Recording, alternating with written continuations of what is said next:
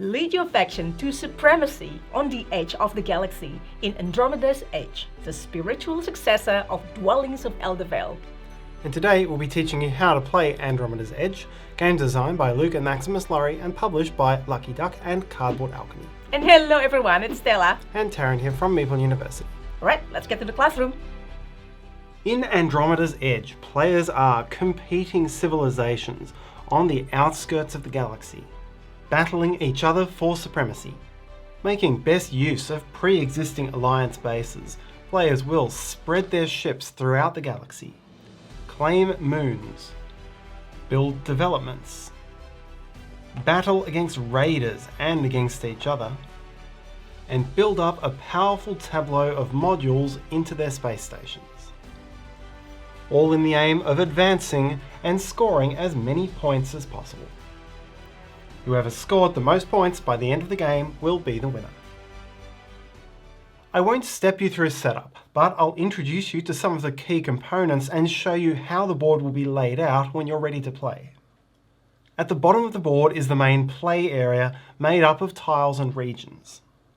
Pre-printed on the board are 6 regions known as nebulas, each of which contains a single face-up moon tile from the supply of the grey-coloured orphaned nebula moons. The rest of the board is made up of tiles. There are 6 alliance bases. You'll use these same 6 in every game, and these are the ones which have a name.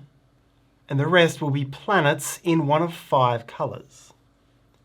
Each planet has a stack of 3 coloured moons face up in its relevant colour.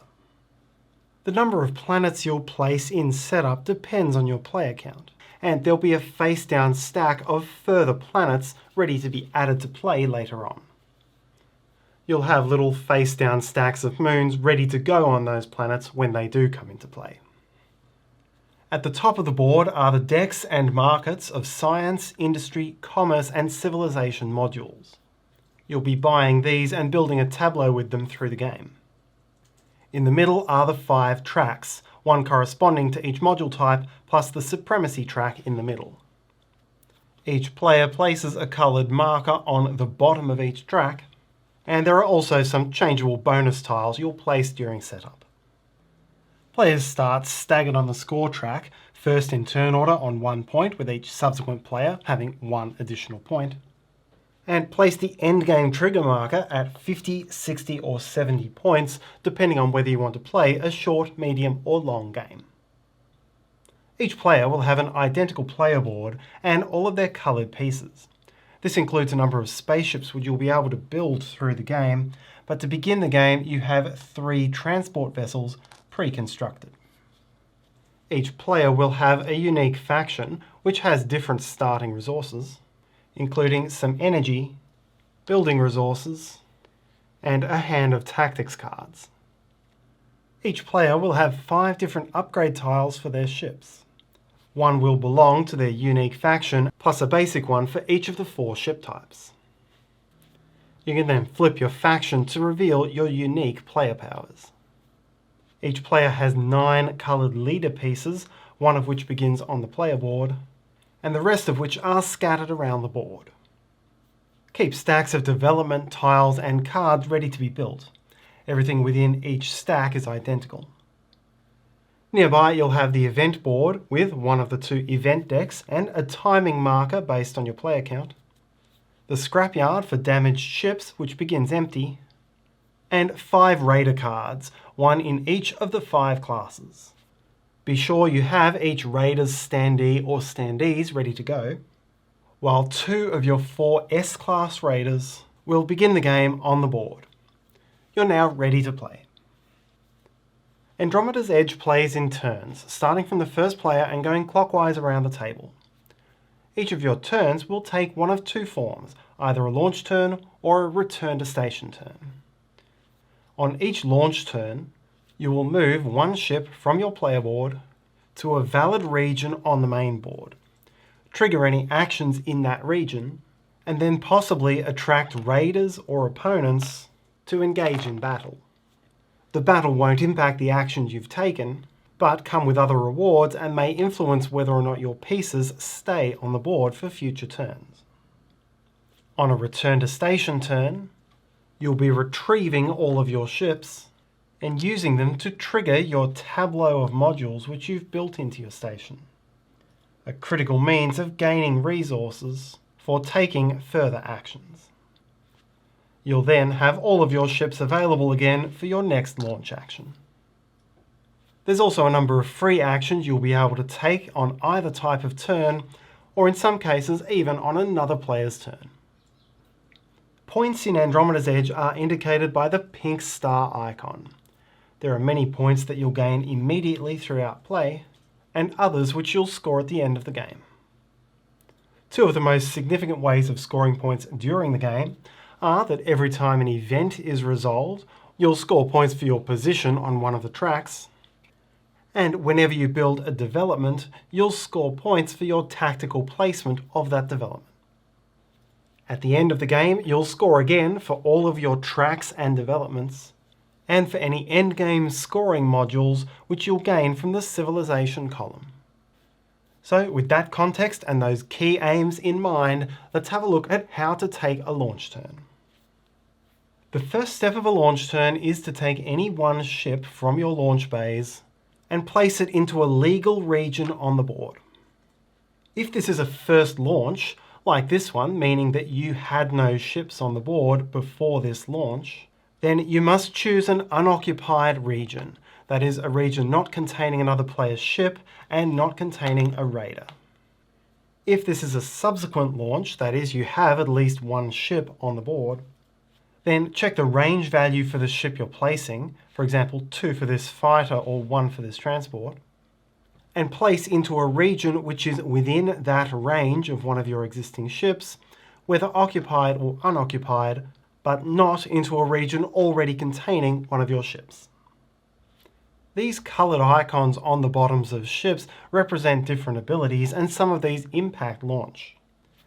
The orange icon is attack, and a ship with attack may place into an occupied region on first launch. This purple icon is jump, and at a cost of 1 energy, a ship with jump may treat its range as if it is infinite for this placement.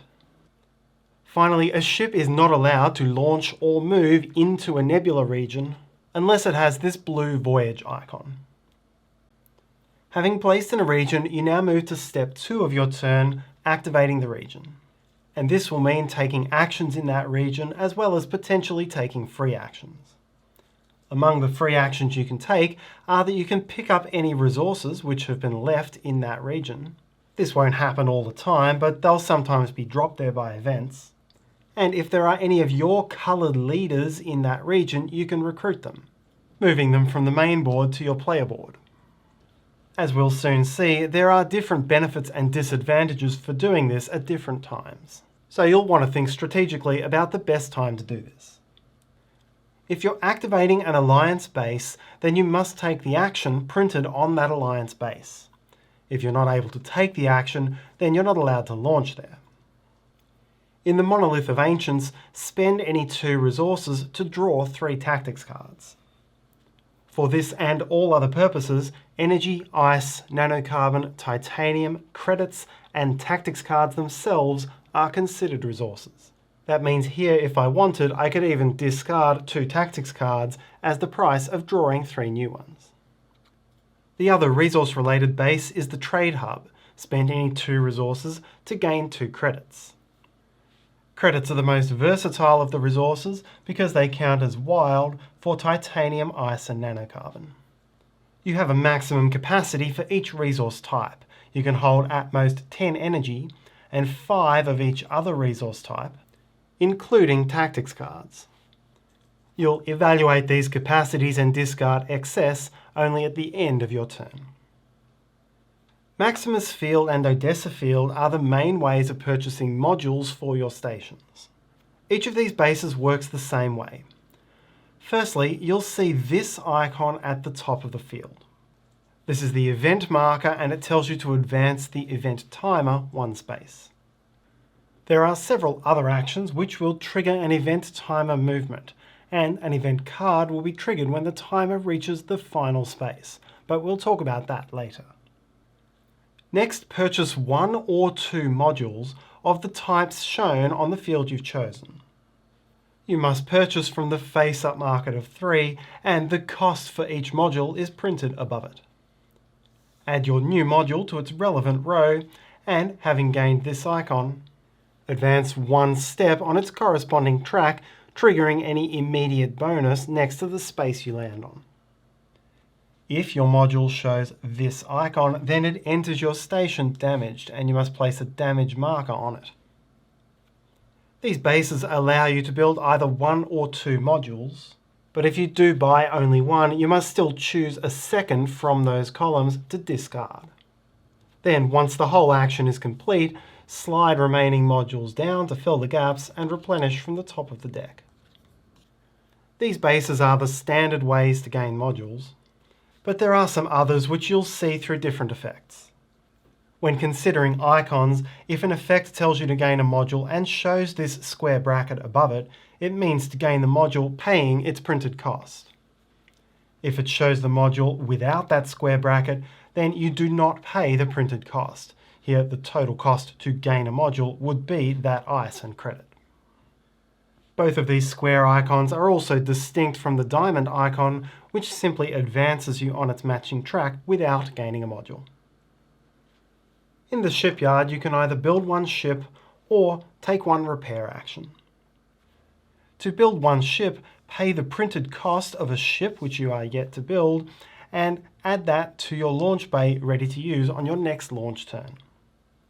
With a repair action, you can do one of 3 different types of repair. The first type we've already seen. You can repair 1 damage on a damaged module. The other 2 we haven't yet seen because they both relate to damage suffered in battles, but they are that you can remove a damage token from a ship's shield, or you can move one of your destroyed ships from the scrapyard to the repair barge. If and only if you have none of these 3 repair options available, then you may spend your repair action to gain 1 point. The last base is the development office, and this allows you to build 1 development. There are a few prerequisites. You must have a transport on a planet tile which does not already have a development present on it. And you must be able to pay the resource cost on the left-hand side of that tile from resources in your supply, as well as the leader cost in leaders from your supply. Pay these costs and take the token and card matching the planet type from the supplies. Place the development token into the transport slot. This has 2 important implications. Firstly, the token still shows the 2 leaders icon, and so this development behaves as if there are 2 of your leaders stationed on it. Remember, you paid 2 leaders to take the action from your supply, and what that actually meant was you were putting them to work in the development. However, to avoid confusion between these leaders and the ones who are placed on the board ready to be collected, you discard these leaders to the supply and treat this text on the development as representing those leaders. Secondly, now that you've placed a development into this transport ship, it no longer counts as a ship for any purposes in the game. That means you can't move it. If there's no other ships there, it does not count as occupied for the purposes of first launches. You can't use it as a jumping off point for launches. For example, this transport with range 1 could not go here because it's range 2 from the only ship visible. And you'll never retrieve that development in a return to station turn. You now collect the card and gain the benefits printed on it, which are a step on the matching track, and a point for each leader in and adjacent to that region up to a maximum of 10. This counts all players' leaders, including on developments. So in this instance, it's 1, 2, 3, 4, 5, 6, 7, with the points gained right away. It also comes with an ongoing benefit in battle, a once-off ability which you can take by flipping the card over, and some further endgame points which will get higher the further you advance on the matching track. If you launch onto a planet, then take the top moon token if one is available, and add it to the moons section of your player board. If you activate a nebula, then look at the top 2 cards of the event deck secretly, choosing one to place back on top of the deck and one to move to the bottom, before once again claiming that nebula's moon if still available. As a free action at any time, including another player's turn, you can move a moon from this section of your player board to a vacant moon slot. Doing this helps to build your tableau. If you move one to the tactical operations area, it gives you a second option when activating tactical operations. So now I gain either a card or an energy when activating this area during battle. If you move it to a module like this, then you're setting the cost to activate that module. Now when activating Digital Market, I would spend a nanocarbon to gain 2 points and a credit. Some slots come with points which you gain immediately when you fill them, so if I moved this moon to here, I would gain a once-off 2 points, and in this case the moon becomes the entire benefit of the module. So if I activated here, I would score a point and a credit. Finally, the industry modules all have these half moon slots, and once you have adjacent slots, you can slot that moon as a joining bonus.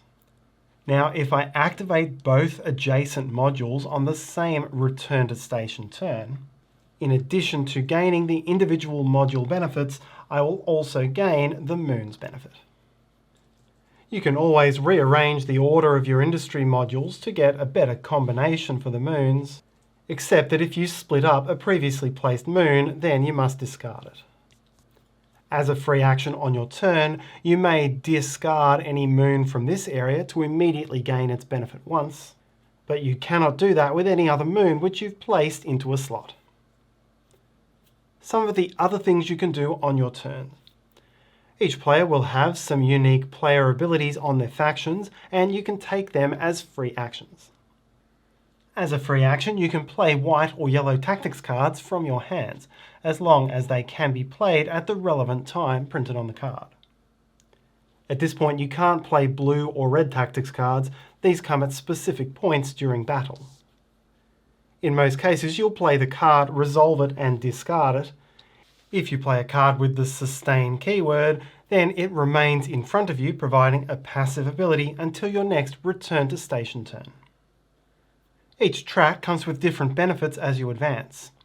When you reach a stack of tiles on the science track, look at the tiles which remain, choose the one you wish to take, and return the rest to the pile. You can discard this tile for its immediate effect on any turn as a free action. Similarly, on the supremacy track, when you reach a tile, take it. Again, you can spend it for a free action on your turn. And if no tile remains when you get there, simply gain 2 points. These steps on the industry track let you upgrade a ship. Choose one of your ship upgrade tiles and add it to its corresponding slot, permanently making that ship type more powerful. Additionally, if you have an unbuilt copy of that ship, build one for free now. The commerce track has no immediate bonuses, but will increase the number of points you gain for leftover resources at game's end. Finally, on the civilization track, you'll increase your maximum end-of-turn hand limit for tactics cards to first 6, then 7, and draw immediately up to your new hand limit. So we've now spoken about how to launch and then how to activate the region and take actions. To finish a launch turn, you'll check for raider strikes and battles. You will only check these in the active region, that is, to where you launched your ship, even if through cards and other effects you've ended up placing more ships on the board during the turn. You will also always do these checks in the active region, even if you as the active player are no longer present. Again, if cards or perhaps the building of a development on a transport has resulted in the active player no longer having ships in the region. It is entirely possible for a battle to occur which does not involve the active player. First, check for raider strike. Check the range of each raider on the board. And just note, I'll be ignoring the passive abilities on these raiders for the purposes of this explanation. Now determine whether any of the raiders are within range of the active region. Here the ice pirates with range 1 and the abductor with range 2 are both within range, while the smugglers are too far away. If there's at least one raider within range, then choose exactly one of the raiders to move into your region. The exception is if there's already a raider present. You don't move a second raider into there because there can only ever be one class of raider in a given region. This works a little bit differently if you're dealing with the S-class swarming raiders. If you choose to move the S-class, then all S-class raiders within range will swarm into the region. While if you start the step with S-class raiders present, then any within range will also automatically come and join. If there are no raiders within range, then nothing happens. Now proceed to battle. If the active region now contains only one faction, that means only one player or just the raiders, then nothing happens. In all other cases, follow the battle sequence. First is escalation. Here, players get the chance to move more of their ships into the active region to take part in the battle. Each player gets a single turn in turn order to do this, whether they're currently in the battle or not, and on the turn may move any number of their ships which are within range into that region. This begins with the active player, so here if it's Green's turn, Green could escalate by moving this transport vessel in, as well as this heavy cruiser, as long as they spend an energy to use the jump effect and get the extra movement range. Then go clockwise. Blue might choose to move this fighter in to join the battle. Purple might decline to fight, and yellow is out of range and wouldn't be able to join. Second is diplomacy, and this is the only time when you're allowed to play diplomacy tactic cards from your hand. In turn order, starting from the active player, each player who has at least one ship in this battle may play at most one diplomacy card. Next is battle preparations, and here you'll collect the dice you'll roll in the battle. Each of your ship provides a certain number of attack dice. Here for green, the 2 transports each provide a single die, and the heavy cruiser provides 3, a total of 5. For blue, the fighter provides 2, and every one of your developments in or adjacent to the battle adds 1 die, so this will be a total of 3. The Raider's card will tell you how many dice are rolled by the Raider. Then in turn order from the active player, each player gets the chance to spend any number of energy to gain an additional die in the combat per energy. Through all of these effects, the maximum number of dice you can finish with is 6. Now also determine your fleet's targeting value, and as a default this is equal to the number of ships you have in the battle. So here green's targeting value is 3 and blue's is 1. This can be increased by any ships you have in the battle that show this yellow targeting icon.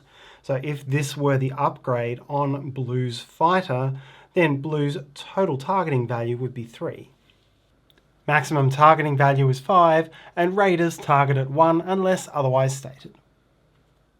On your turn in this step, you can also play red during battle preparations cards from your hand. Now all players and the raiders roll the dice. Any die which comes out lower than your targeting value, remember green's targeting value was 3, is re-rolled, and continue re-rolling until all of your dice are at least matching your targeting value. This also applies here to blue because of this upgrade that we showed. You can now also play any after you roll the dice cards from your hand. Finally, resolve the winner. Line up all of the rolled dice for each player from highest to lowest, and the single highest die rolled is the winner. In this case, the blue faction wins. If tied, go to the next highest die to break the tie. So in this case, all players are tied on the 6. The raiders lose the battle on the second die, and green loses the battle on the third die, meaning blue is still the winner. If someone runs out of dice, you treat the rest of their values as 0. So in this case, green wins on the 4th die, 3-0. and if the leading factions end up in a perfect tie, then there is no winner and all factions are treated as defeated. Now resolve the outcome. The winner gains 1 step on the supremacy track, and if there was a raider defeated, gains the reward at the bottom of that raider's card. Then all losing players gain their tactical operations bonus, which is a tactics card or the bonus on a slotted moon. Finally, all ships in defeated factions take 1 damage. If the ship in question has an open shield, then damage that shield and leave the ship on the board, while if it has no shield, remove the ship and add it to the scrapyard. Likewise, for the raiders, check the card to see whether a shield is damaged, or if the raider is destroyed, which would see it return to its card. When defeating a swarm, simply return 1 member of that swarm to its card. Instead of launching, you may take a return to station turn. The first step is to activate modules. One at a time, retrieve a ship from a region or the repair barge, but not from the scrapyard. Now place it onto any valid module and activate that module. A module is not valid for placement if it is currently damaged, or if it is an end of game module, as this has no immediate ability, or if you've already activated it this turn, or if it's a module which requires a moon to be slotted before it's active. For the industry, commerce and civilization rows, when you activate a module, you'll only activate that small square.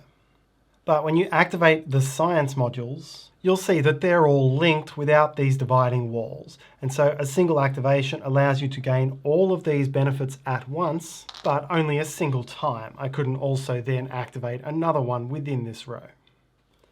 Between or after activating with your ships, you can also activate further modules using energy. To do this, take an energy, place it onto a module in a row which has at least 1 ship, and then resolve the module as normal.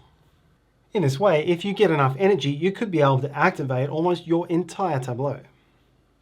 Just be clear that you are still limited to activating each module only once. Furthermore, because you need at least 1 ship in a row before you can activate its other modules with energy, it means you'll have to have taken enough launch turns to get those 4 ships in play before you can do so.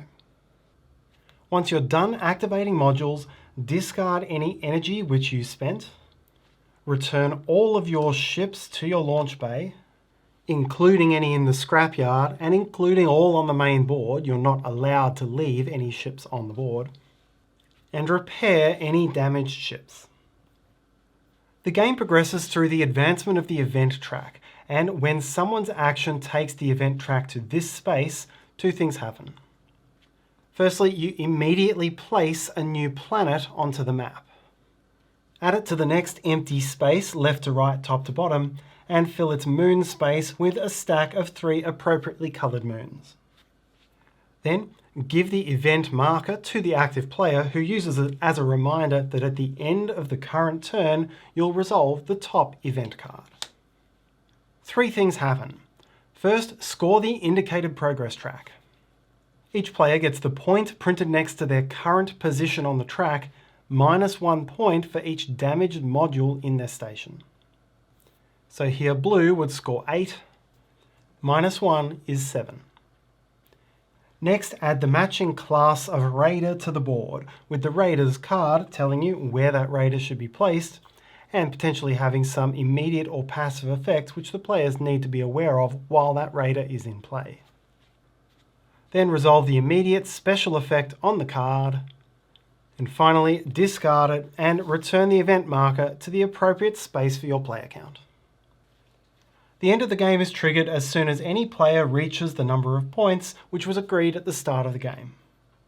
Each player, including the one who triggered the end, takes 1 more turn, following all normal rules except you no longer draw events. Now proceed to final scoring. Score the points printed next to your marker on each of the 5 progress tracks. Score points for each development you've built based on which level you've reached on the corresponding track.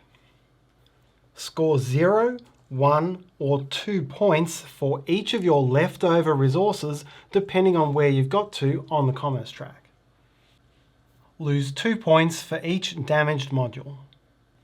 For each undamaged civilization endgame module, score points based on the printed objective. Score 1 point per leftover leader on your player board.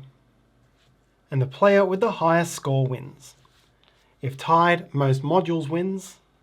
If still tied, most leftover resources. And if still tied, victory is shared. There are some optional modules which you can use when playing Andromeda's Edge. You could choose to use the special regions. If you use the vortex regions, then you get some extra resource yielding spaces placed on the board at the start of the game. When you launch into one, you gain the printed benefit, and if you start your turn with ships in that vortex, then you gain that benefit again. The quasars work somewhat in reverse. You can't launch into or even move your ships through the quasars. They block out those spaces. But in both cases, there's an incentive for building developments next to these tiles, as at the end of the game, you'll score the points printed on the right-hand side of the tile for each of your adjacent developments. Lastly, when these are in play, any raider which would spawn in a random nebula instead spawns in a random vortex or quasar. If you want to play with secret missions, use the Destiny deck. Deal each player 2 cards to start the game, and players should look at their own cards and choose the one they wish to keep. At the end of the game, you'll gain the printed points if you are highest or tied for highest on the relevant track. The game can also be played in 2 versus 2 team mode. Teammates will sit next to each other, and each will control their own faction. Once per turn, a player may give or receive a resource, an unslotted moon, or a track bonus token to or from their teammate. And you can give your teammate the first module you acquire on a turn. Teammates fight together, each rolling their own dice, but pulling the total result to a maximum of 12. And teammates' scores are added together to determine the team's final score. And that's how to play Andromeda's Edge. We'll link the game's page in the video description below. And thanks so much for watching. Please like, subscribe, let me know and share this video if you enjoyed, and hopefully you have a wonderful day. See you next time.